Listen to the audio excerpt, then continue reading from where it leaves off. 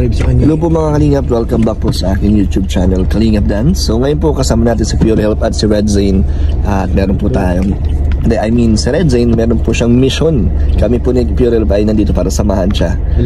Alalayan po si Red Zane, kaya meron po kasing package na dumating po para kay Erica. At si Red Zane po ang naatasan na maghatid po nun. So yun, tignan po natin kung maibibigay niya po ito. Mga Kalingap, ito po kasalukuyan po na nandito sa Red Zane na siya po ay may isang special na mission na hindi natin alam kung anong kalalabasan ng mission na to. So Red Zane, ano ang nararamdaman mo sa mga oras na to? Kinakabahan ako, Kalingap Dan. At ano ba ang gagawin mo? hindi niya nga alam kung anong gagawin. So meron po isang package dito na ito ay para po kay Erica, na si Red Zane po ang maghahatid doon. Nakatingga doon sa coffee shop. Yes po, dahil hindi po natin ito pwedeng hindi ibigay dahil sa kanya po ito pinadala. So si Red Zane na po ang bahala. Mapanoorin niyo po sa kanyang channel kung paano niya po ibibigay itong package na to. Sana nandun si Erica, Alam ko na sa school pa yun eh. Pero bahala na. Bahala na kung sino yung abutan natin. Ikaw lang naman, malayo naman ako eh. Kilala mo na ba ang mga pamilya doon ni Erica o kung sino man yung mga tao doon? Hindi niya kilala. Alam mo kung saan? Hindi din. Kasi bababa ka lang namin sa malayo-layo doon sa bahay nila eh. Hindi ko talaga alam eh. Dapat sinabi si Starax pala, Hindi, kilala sila Starax. Si Red Zane kasi ay hindi pa nakikita yata ng pamilya nila Erica. So, hindi ko alam kung paano ba. So ito, sige, mag-isip-isip ka na Red Zane, medyo may ilang minuto ka pa para mag-isip. So ito po ang package na to para kay Erica May Sureta. Sureta pala apigil. Yan. Hindi ka mag-anak ko.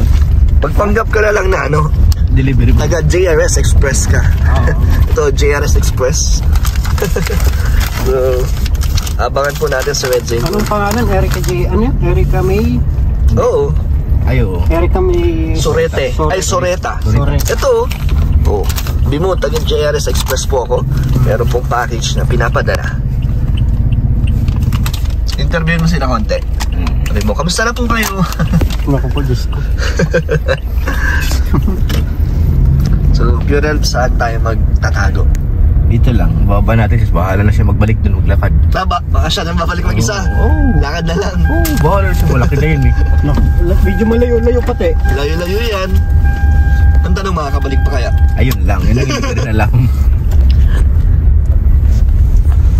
Abangan natin, baka kapag bagay, dati na itong pilay eh. Ay, hindi ko na ito ipakita. Ano ba nakalagay? Makalagay eh, Rawani J. Di huwag na yan, sabihin mo lang, basta alam mo yung pangalan na yan. Rosie, tandaan mo yung pangalan kung sinong kanino galing. Ma'am Rosie Villaluna. Tapos pag wala si Erica, tanong mo kung sino ang mag-receive o kung anong pangalan na nag-receive. Kailangan niya na eh. Erica. So ito na po mga Kalingap, malapit na po tayo sa kanilang bahay. Maglakad ka mga ilang minuto para mababa ang vlog mo. Magtanong, sir, nasan po yung service nyo? Ba't wala kayong gamit na May manilakad ko lang po hanggang daet. Di ba, baka magduda na rin naman sila. May ideya na rin naman sila. Wala, ikaw lang makakasagot ka. Ikaw lang makakasagot, di kami. Ikaw lang, only you. Ikaw lang makakaalam ng mga katanungan mo. Mamaya. Siyempre, tatanungin natin kung anong experience na Red Zane. So, habang lumalapit pa tayo, Kuya Red Zane, may kinakabahan ka na? Lalo? Kinakabahan talaga kasi first time niya eh. First time. Kasi hindi niya alam kung sino hanapin yung tao. Ilang bahay ba yun nandun? Isa lang naman. Isa lang yun na bahay. Isang bahay lang. So, yun talaga. Wala man mga doon? Dito na lang kami. Baybayin mo lang yan doon. Pag may nakita kang tindahan, yun na yun. Yun lang naman yun. Lakad ka lang dyan, tapos dito lang kami maghihintay sa iyo. Dito? Sige. Mga malakad ka dito mga 15 minutes. Wala pa siguro 10 minutes. Doon ka na. Medyo mahaba pa yan, pero makikita ko doon. Tapos sa tindahan, sa likod, nandun na yung bahay. May tindahan doon? Oo, may tindahan sa bungad niyan. Tabing kalye, may tindahan. Ano ka? 7-Eleven. Nag-iisa lang naman yun. Ayan na po ang package. Ano kaya ito? So good luck, Red Zane. Bahala ka na dyan. Balitaan mo kami. Yari si. Bagay ito eh. Bagay sa'yo ito. Bagay yan. Bagay na bagay. Mapagkakamalan talagang rider si Red Zane. Wala ka na dyan ha. Simulan mo na mag-vlog. Mabalik kami doon, mabili kami ng vitamins. Uhaw na ako. Saan natin susundin si Red Zane? Dito rin, mamaya. Dito din. Ay, sabihan natin. Kuya Red! Kuya Red! Dito ka namin antayin. Dito kami mag-aantay. Di tayo naririnig ni Kuya Red. Yun. So, Pure Health, kung ikaw ang nasa sitwasyon ni Red Zane, ikaw ang nasa kanyang kalagayan, ano ang mararamdaman mo? Siyempre kakabahan din. Bakit din naman kakabahan? Maghahatid ka lang naman ng package. Malay, hindi ko rin masabi. Maghahatid nga ka, mahal pagdating doon ni... Mamaya, pag sinabing... Bahal, baka hindi ko ma-explain kasi... Alam mo naman, yung kumbaga ayaw na nila magpa-vlog. Siyempre, bilang vlogger ako, maghahatid ako doon. Hindi, vlog ko pa rin. Para hindi, makita na naibigay. Yung sponsor, ang naghihintay yun eh. Pero ano pa rin naman, nire-respeto pa rin natin ang kanilang desisyon. Pero maputik talaga nagkatalsikan. Ilang araw, kahapon lang umaraw dito eh. Tapos ngayon ulan na naman. Pero sa bandang naman, Padan, masaya din yun. Kasi lalo kay Lolo. Ano yung ngayon si Lolo eh. Kamaritisan. Oo nga. Kakwentuhan mo yun, no? Punta ko dun eh, kamaritisan ko yan ay. Baga kung ako pupunta doon, matutuwa rin ako at malalaman ko, makakausap ko si Lolo. Siguro, Mare, hindi na kayo mag-uusap tungkol sa tungkol lang sa delivery ko. Oo, yun na yun, huwag mo na ibalik ang nakaraan. Wala na kayo mamukatin na Tama. Yung dala-dala ko lang. So, pero magagawa mo ang iyong mission. Ay, wala naman tayong inuurungan eh. Huwag mga ganung bagay, hindi natin nanin kasi laban lang. Oo.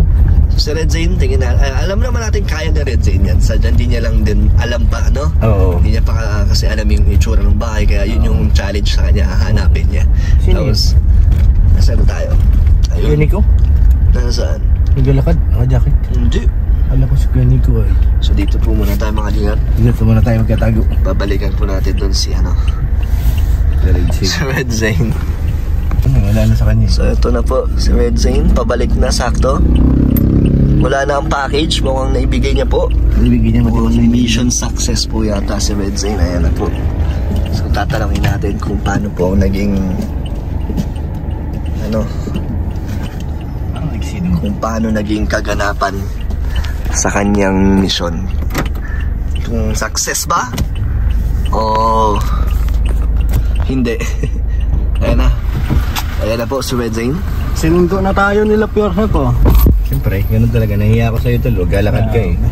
So kanina ka pa? Hindi naman. Sakto Hindi naman, sakto lang. So kumusta? Sino ang tumanggap? Si yung babae. Si Ate May?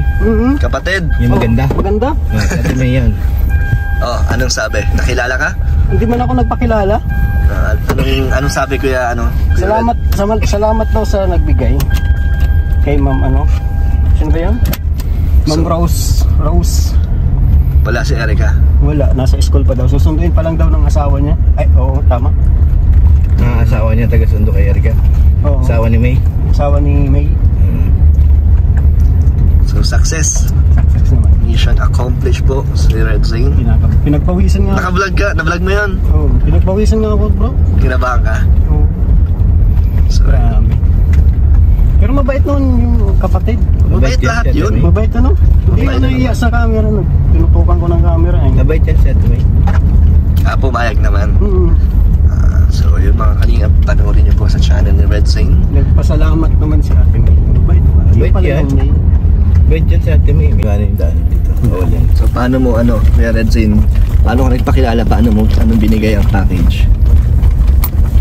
Well, sabi ko lang may nagpadala ng package.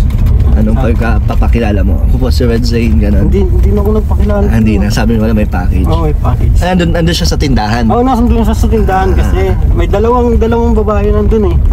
Yung medyo matanda na nakulot, medyo ang buhok. Tapos yung May. Buti hindi nagtaka, naglalakad ka lang. Nagtaka nga. Sabi ko naglakad lang ako.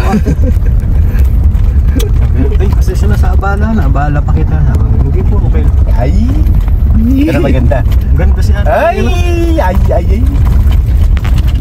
So si Kuya Robin, dahil parites siya, gusto niya malaman kung anong nangyari. Kaya paano ka nang, di ba, nung pagpunta ka doon? Paano ka nang kilala sa kanila? Hindi man ako nagpakilala. Diretso mo nun. Hinanap ko lang si Erica. Tinanggap naman ni May. Sino natanggap? Si May. Paano ka nakakasiguro na si Ate May yun? Sige nga, describe mo nga. Maganda siya eh. Maputi. Kaputi. Kamukha ni ano. Tsaka may picture doon si Erica sa labas. Nakita mo, picture lang. Pero yung personal hindi pa. Yung personal hindi pa kita si Erica. Yung face to face hindi mo nakita. Hindi pa. Pero bakit malalakad ka lang layo para... Lalakad lang daw siya. Malayo. Malayo, no? Kasi siguro hindi niya na alam ng bahay kaya lakad siya. Kung saan naman kita ng... Sakto nga yung pormahan ni ano eh. Sakto lang eh. Hindi nga siya, asan yung motor mo kuya? Sabi ko nandun, iwan ko dun eh. Iwan mo na. Lakad lang ako punta dito. Naghahanap ka kasi ng bahay. So anong sabi mo kanina? Kung meron pa ibang ipapadala, ikaw Kung meron pang ipapadala, bigyan mo. Si Edo baka meron, tanong. Meron ka ba ipapadala? Meron yata. Pag may dumating. Sabihin mo lang. Bakit gusto mo ikaw? Parang gusto mo na maging rider na. Mag-rider na lang ako kung araw-araw akong pupunta doon. First time niyang nakita kasi si Ate May, no? Hindi mo na-expect na maganda? Hindi ko na-expect na maganda. Anong reaction mo nakita mo? Parang nagulat. Ito pala si Ate May. Nagpakilala naman siya na si anong pangalan niya. Nice. Success. Success talaga. Success talaga. Hindi, na-excited kasi ako na kung anong reaction niya. Oo nga. Doon. Kinakabahan kasi siya nung una. Kaya natatanong ko sila sa lahat, di ba?